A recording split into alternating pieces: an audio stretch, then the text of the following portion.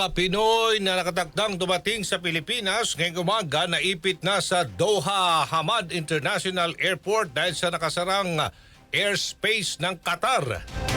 Kasi dapat matagal ng total ban ng deployment dyan sa Israel, maging sa Iran. Rajman Chill and Prido sa balita. Chill! RMN Live Report! Radyoman Aljo, Radyoman Sander, naipit nga itong 31 Pinoy sa Doha Hamad International Airport na dapat ay uuwi ng bansa ngayong umaga. Ito'y dahil sa nakasarang airspace ng Qatar at Bahrain. Ayon kay Department of Migrant Workers Secretary Hans Leo Kakdak, kasalukuyan muna silang nananatili kasama ang na-repatriate na OFW sa airport para maging ligtas mula sa panganib na dulot ng sigalot sa pagitan ng Israel at Iran. Ang 26 sa mga naturang Pinoy ay mula Israel, isa sa Jordan, isa sa Palestine at isa sa mula sa Qatar.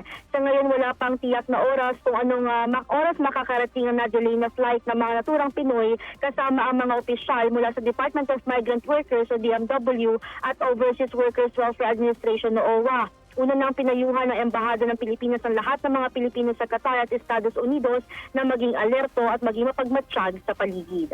Kasama mo sa DZXL RMN Manila, Radyoman Chill and Prido sa Talk RMN.